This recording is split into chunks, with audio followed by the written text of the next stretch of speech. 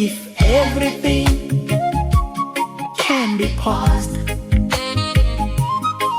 I will ask the spiritual court to put death on hold, so we can have time to breathe, and the rain of tears shall stop.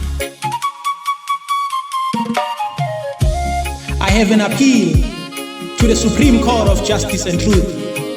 Your mediation is necessary. Pause everything for a moment. Welcome to Justice and Life Analysis, where we talk about the real issues affecting the continent of Africa. We also talk about other things that are happening all over the world. In this video, I would like us to talk about factors affecting or hindering the unity of Africa, because I always hear people talk about Africa becoming one, Africa becoming borderless. But the main question is it even possible for Africa to become borderless? Without any waste of time, let's get started. And I will be glad if you will watch this video to an end, because I'm going to break down everything to the fullest so that you can maybe have a different perspective, or maybe my perspective can also add on your perspective with regards to Africa becoming united, Africa becoming borderless. There are many challenges, factors affecting or hindering unity of Africa. It's important to talk about these issues. We cannot just say Africa will be united, Africa will be borderless. When will this happen? According to my perspective, it's not going to happen anytime soon. I'm not saying it's impossible, but there are many challenges that we have. And I've decided to talk about a few of the challenges that we have, so that at the end of the day, we can understand what will it take for Africa to become united.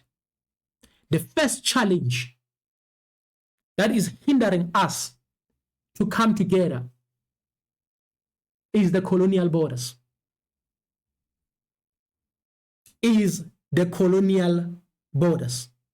Africans were divided. In other words, if you divide people, they lose their identity, they lose their culture, they lose their unity, they lose their relationships as well. It can be like family relationships, it can be like trade relationships, and etc. Because we have to understand that prior to colonialism, Africans were trading amongst themselves. They were also trading amongst other continents as well. It's just that the colonizers want us to focus on colonialism so that we forget about our strength, our knowledge, our skill, and many other things as well. But here is the thing. If it took these people approximately 20 years to divide Africa to the fullest, why it has taken so long for Africa to become united? Because even right now, it's not happening. It's been over 50 years of independence in other countries, over 30 years of freedom in South Africa. But why it has taken so long for Africa to come together? Because, as I've said, that even now, it's not happening. The colonial borders are still there. It took those people approximately 20 years, from 1884 or 1885, if I'm not mistaken, until 1914. In other words, we can say maybe it took them approximately 20 years or something like that. In other words, they were on the mission. They were dedicated, they were determined to divide Africa so that they can benefit. Why are we lacking the very same determination to say our forefathers were oppressed for hundreds and hundreds of years by these people? So now, as we have a chance or the opportunity to take power into our hands, why can't we just come together as soon as possible? Because we always say unity is power.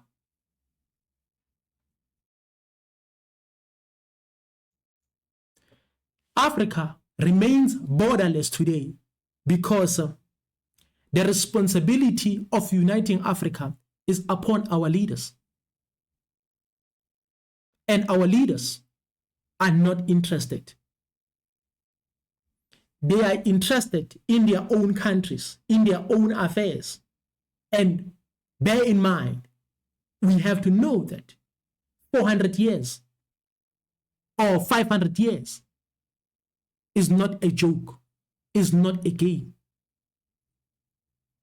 In other words, during colonialism, when our forefathers were forced to accept Western religion or to accept all these other colonial religions, something terrible really happened to them in their minds. And they must have said something to their children as well. In other words, they must have said something very bad, very terrible to their children as well. That is why it becomes difficult for us to come out of mental slavery. That is why it's not easy. Why? Because these colonizers, they did something. In other words, they forced this religion and many other things into our forefathers by force. It's either you die or you accept the religion or you accept whatever. So as a result, because now they were oppressed, that was right now they were put on a corner, they had to say certain things to their children as well. And their children were psychologically manipulated. And that is why it's even difficult. That is why even when you have power in your hands, even when you have control in your hands, you think about money more than unity. You think about all these useless things more than unity. In other words, we have forgotten about what we have to do. We have forgotten about the wishes of our forefathers during colonialism. All those things that they desired. They desired to have their cultures back. They desired to have their identity back, their languages back, and everything back. But we have forgotten about all those things. In other words, the borders are not only physical, but they are also spiritual. They are also in our minds. These borders are also in our minds. It has taken these people about 20 years to divide Africa. But why it's so difficult to us is because the problem is more psychological. It's more psychological. Sometimes we can see charisma in these people, but mentally they are not okay. Sometimes we ask ourselves why it's so easy for these people to become puppets of the West. Sometimes it's not because they are that bad. Sometimes it's not because they are just bad, but it's because psychologically they are affected. Psychologically, they are affected. So that is why it's easy for them to sell out, because psychologically they have to worship the colonizers.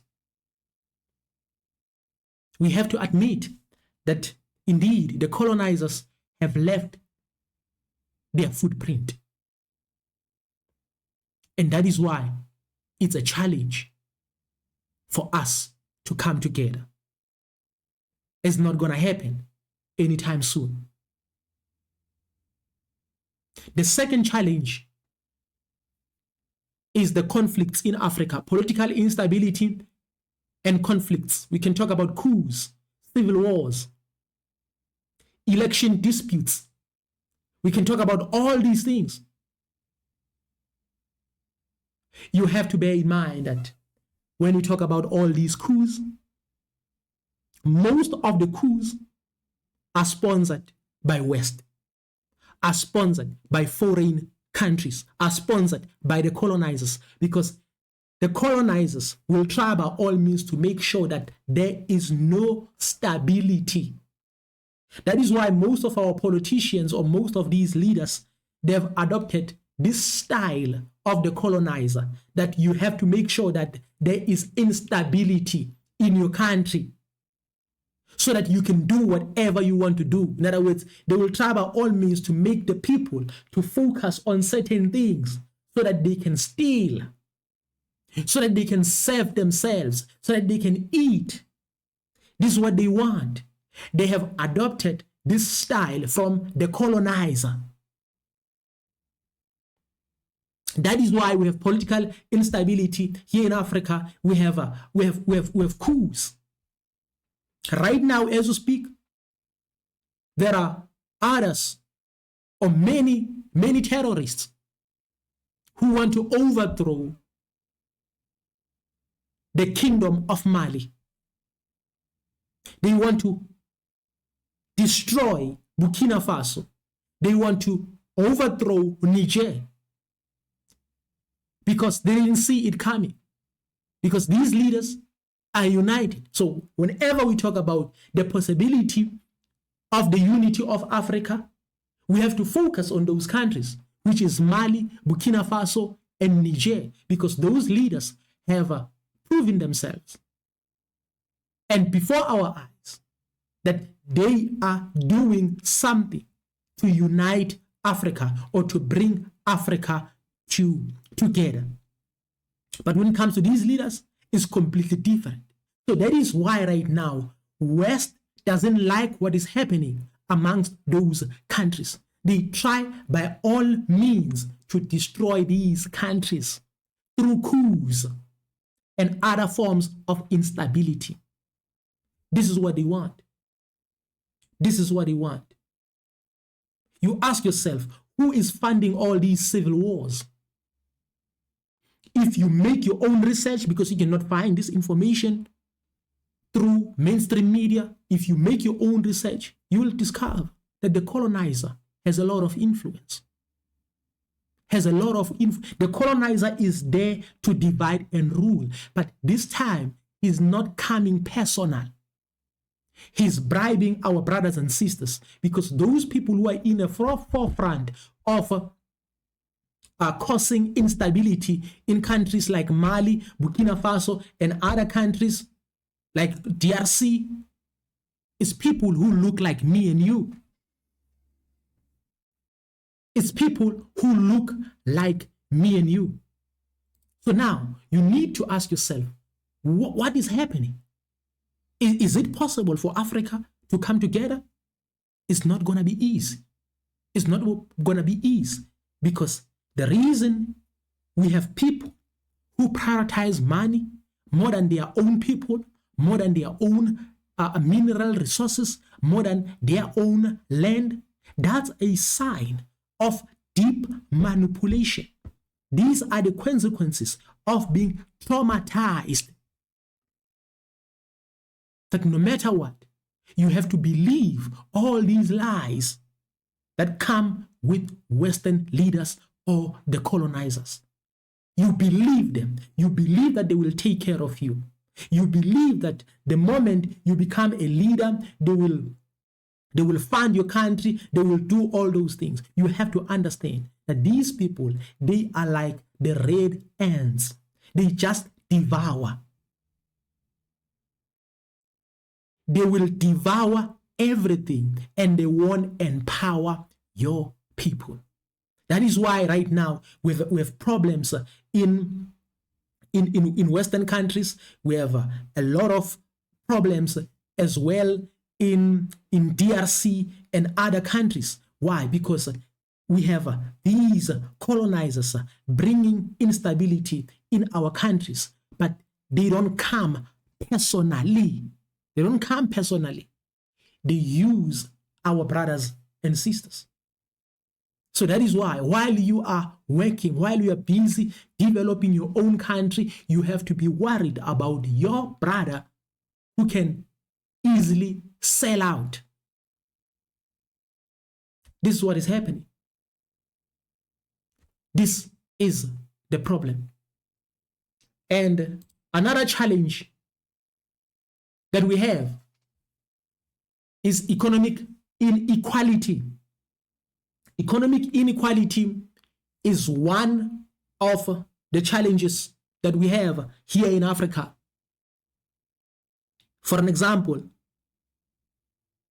all these countries are not equal when it comes to economy. That is why we have a lot of people leaving their countries to come here in South Africa. It's because these countries are not equal when it comes to economy. And we know that even here in South Africa, the economy is still in the hands of white supremacy. The colonizers, they are still in control. However, the reason a lot of people are coming from their countries to South Africa is because of the economic inequality. In other words, there's no balance. In order for Africa to become united, everything has to balance.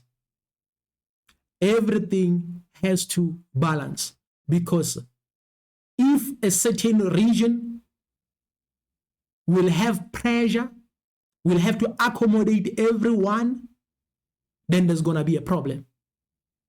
That is why right now in South Africa, there's a problem of xenophobia. Because people right now, as you speak, are frustrated. So in other words, if you want to unite the continent of Africa, you have to bring balance so that people can have multiple options, so that people can have options to say, you know what, I want to go to Ethiopia. I want to go to Kenya. I want to go to Burkina Faso. I want to go to Ghana, DRC, and so forth and so forth. Why? Because there's balance. If they go to those areas, there will be like opportunities that are similar to the opportunities that can be found in South Africa, or that can be found like in West Africa. So it's important to bring that balance. That balance is very important. But why it's not happening right now? It's because our leaders are greedy. They are busy building their own empires instead of like developing their own economies. In other words, investing in their own people, investing upon the innovation of their own people. There are many Africans who can solve all of our problems that we have. It can be when it comes to food security, when it comes to technology, when it comes to security, when it comes to a lot of things. They are out there. It's just that they don't get opportunities. There are many Africans who can solve the problem of unemployment in the entire continent of Africa. But there's a problem. These leaders, instead of investing upon their citizens, upon their people, they are busy building their own empires.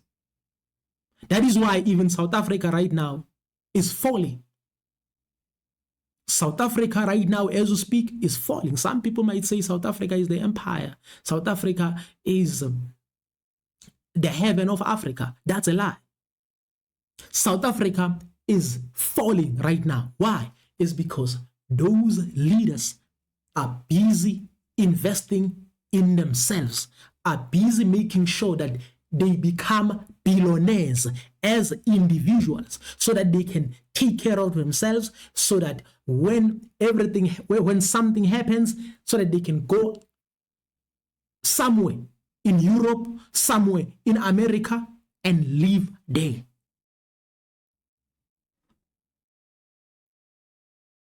They don't care about investing in their own people. Because we have to understand that our Creator cannot give you everything as an individual. If the Creator appoints you as a leader, I'm just making an example because these people are not appointed by the Most High. They appointed themselves. But I'm just making an example that as a society, if you are a leader,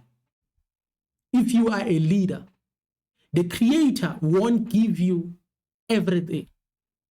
He will just give you the leadership skill, the ability to listen, the ability to make things happen.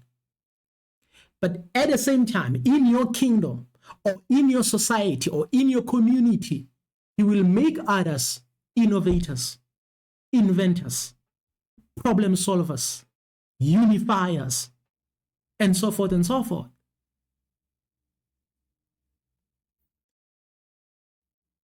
That is why it will be up to you now as a leader to bring all these people together. In other words, to invest in these people for the development of your own country. But right now, as we speak, it's not happening when it comes to economy. Challenge number 4.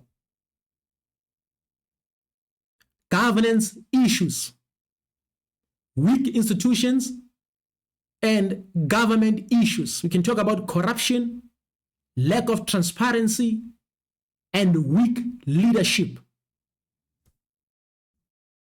These are some of the things which we can also talk about. Weak institutions, governance issues. Like for an example, here in South Africa, we have a problem of corruption amongst all these departments. Even President Cyril Ramaphosa spoke about these issues in one of his recent public speakings. He spoke about some of these things.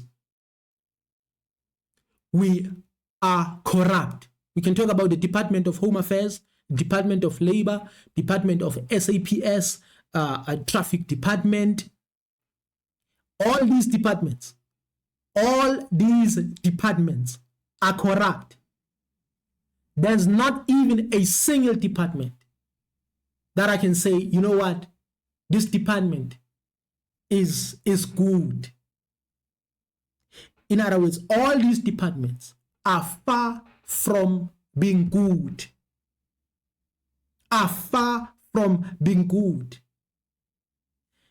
In other words, I can say it's very bad. So in other words, if a country has a problem of this rust, the rust of corruption, and is spreading all over in all these departments, there's no way we can unite. Why we have a problem of corruption is because the focus is not leadership. The focus is not administration, but the focus is money. This is our problem. Our problem is one. The focus is money. You have to take these resources so that they can be yours. For an example, in various municipalities, the reason they don't have like enough resources is because they also steal some of those resources. They also take these resources so that they can own them. Then as a result, the community suffers, the society suffers. Corruption is a problem in Africa. That is why we have other leaders who don't have a problem staying in other countries, like in European countries, while they are still the presidents of their own countries, but they are not staying in their own countries. Some of them, if they have a problem of health-related issues, they have to move out of their own countries so that they can go elsewhere. Why? It's because the problem is corruption. They don't empower these departments. Instead of empowering these departments, they take from these departments. And this is a problem. And this is a problem. You ask yourself why people are so engaged or involved in corruption. You ask yourself, why? Why? It's because we have this greediness. In other words, our hearts are rooted in this greediness, like the colonizers. And right now, we are even worse than the colonizers. We are greedy. The other challenge that I would like to talk about is poor education system. Poor education system. In other words, we have low quality education. And many other things. It's not just about like maybe the problem of having untrained teachers and etc. But it's a problem of how this education was created. In other words, departments like the Department of Education here in South Africa and various departments in other countries, the way they have structured our education is very poor. It's very, very, very, very poor. And people, again, who are involved or engaged in structuring our education, they don't have the vision that we want as Africans. They don't know anything. They don't have any direction. So that is why they came up with what they call their best. And their best is not our best and cannot take us, and their best cannot take us anywhere. That is why right now we are where we are. Poor education system. And we have to know that when it comes to education, history is very important. History is very important. But instead, we teach our children propaganda. We are also taught propaganda. We are also taught all these lies from West so that we can celebrate Western leaders, so that we can say colonialism was right, so that we can say slavery was right. So that is why some of these leaders, they are not even willing to apologize, but we still regard them as good leaders. They don't want to apologize for what happened during colonialism, during slavery. They don't want to apologize, but we still regard them as good leaders. But when it comes to education, we have to know that history is important. As I've said, you have to know your identity. You have to know your culture. You have to know your heritage. And you have to be proud of your heritage. So history is the core. So that is why these people made a decision to remove our history. They know that the moment you remove someone's history, the moment you eliminate someone's history, you have eliminated their identity, who they are, their culture.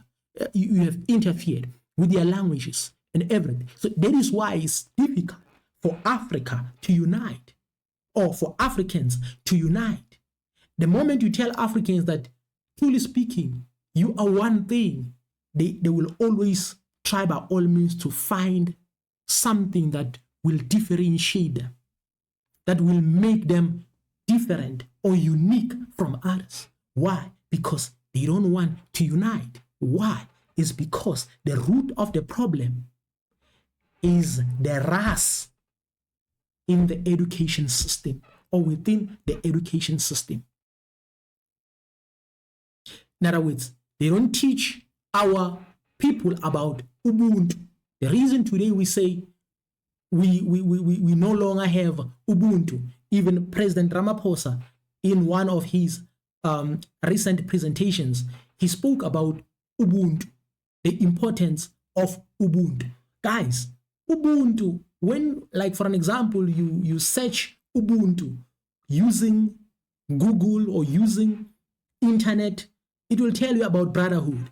Ubuntu is not just about brotherhood. In other words, Ubuntu is all about your culture, your morality. That is why in our languages, it can be Nguni languages and many other languages here in South Africa, we say siphila isintu. Ngamagama mawumuntu kumele ukuthi ube nobuntu. What does this mean? It means you must have good morals, good behavior. You should not think like an animal. You should not treat people in a bad way. That is why we say siphila isintu, sinobuntu. It's not just about brotherhood, but it's very deep. In other words, we are united when it comes to our culture, when it comes to our heritage, when it comes to love, the way we treat people, when it comes to morality. This is what we can see in Burkina Faso, Mali, and Niger. Culture is very important. We cannot only be united just because we want borderless Africa. Most of these people who are singing borderless Africa, they are not even united when it comes to their own culture. We have adopted Western cultures. We have adopted all these cultures which are dividing us, which are contradicting with our own morality. So that is why when you look at Burkina Faso, Niger, and Mali, they are not only united because they want to get rid of France. They want to get rid of, like for an example, colonial influence, but they are also united in terms of culture. There's no way Africa can be united if we don't have similar culture, cultural lifestyle, similar morality. Because if you're going to bring this nonsense from Western countries, it's going to be a problem. It's going to be a problem. It will divide us as well, just like the politicians are dividing us. So education is very important. Education is very important. You have to know about your history. Then history will teach you about your identity, your culture, Ubuntu, and all those things, so that you can understand where you come from and who you are.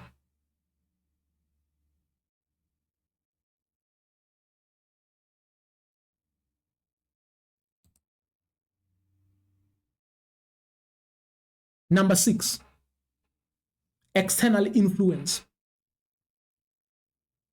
External influence. So one of the challenges affecting us as Africans. There's no way we can come together.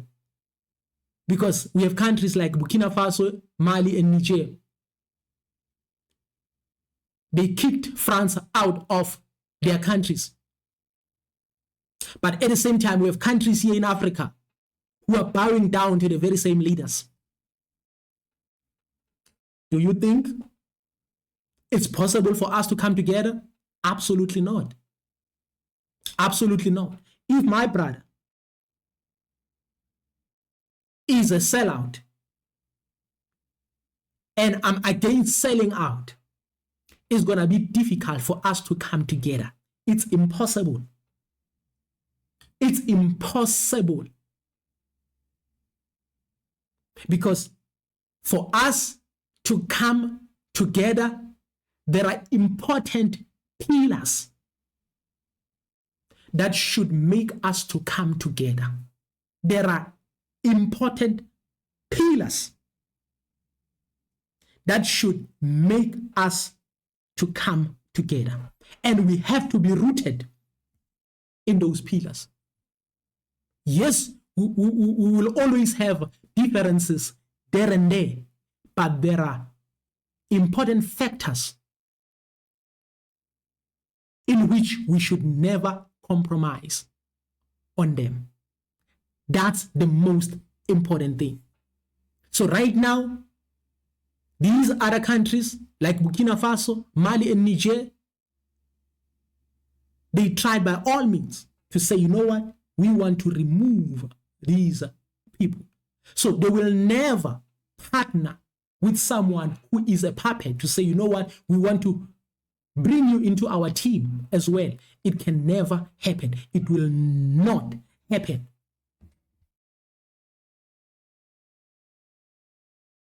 Because these foreign powers, they are the ones who are taking our own minerals. They are the ones who are preaching on media that Africa is poor. But they are here taking everything to their own countries. They make sure that their countries have power. They make sure that their countries have fuel. They make sure that their countries have everything. But on media, they say Africa is poor. They even say Africa doesn't have leadership, when they know very well that these leaders, they are in their pockets. In other words, they know very well that they are the ones who are controlling these leaders.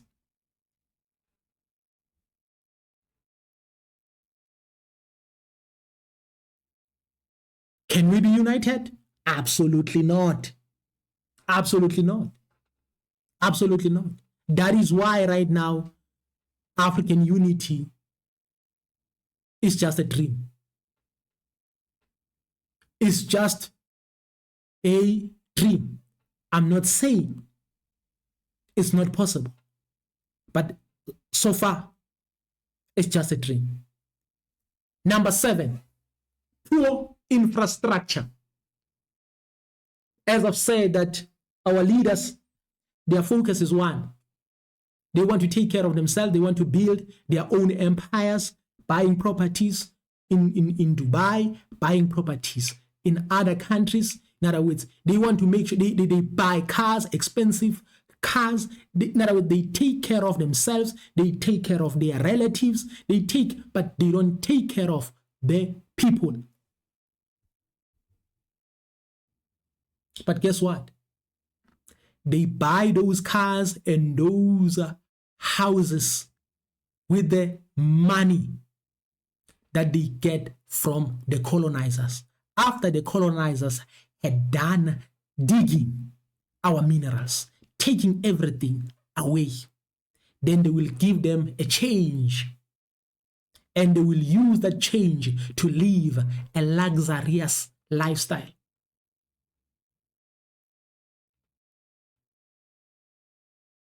That is why the infrastructure is poor. When it comes to roads, some people may say South Africa is one of the best. I know South Africa. I've lived in various areas in South Africa. I know South Africa is deteriorating when it comes to infrastructure.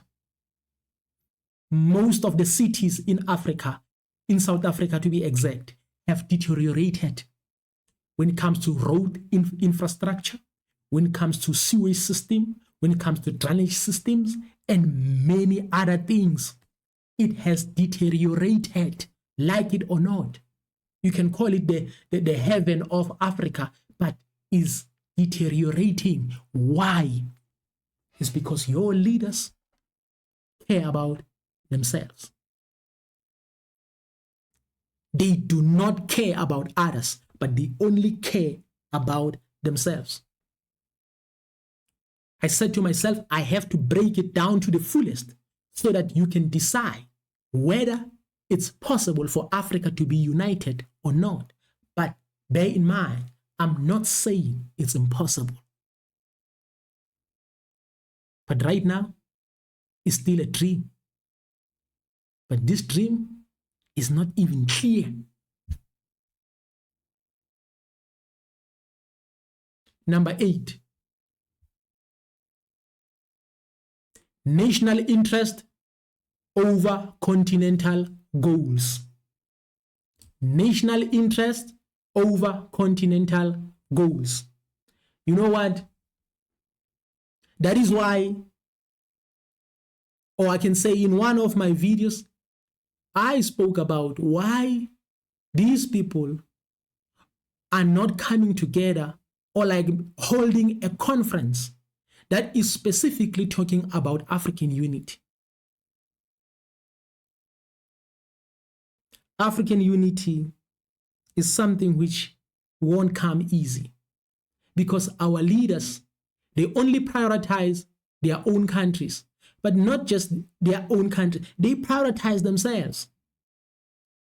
That is why they end up not like focusing on what is necessary or what is needed. Why? Because the focus is all about taking care of themselves, taking care of their own business. Their business is to live a luxurious lifestyle. They will attend these meetings whenever they are given an opportunity to talk. They will repeat the things which were spoken by other presidents or former head of states in their countries. They will keep on repeating everything instead of talking about the unity of Africa. In other words, the unity of Africa, it's not possible. Right now, as we speak, the unity of Africa is okay, let me just say, it's possible, but very difficult. Very difficult. Why? Because psychologically, we are still behind. We are still behind because right now, we try by all means to become like a colonizer, to become like the descendants of the colonizer. So when will we get time to unite? So that is why I'm like, unity of Africa is a dream. And this dream is not even clear. If you watch this video to this level, thank you very much. So this is a type of a video that you should watch from the beginning to an end so that we can learn about these things, so that we can educate one another. Thank you very much. If everything can be paused, I will ask the spiritual court to put death on hold so we can have time to breathe, and the rain of tears shall stop. I have an appeal to the Supreme Court of Justice and Truth. Your mediation is necessary. Pause everything for a moment.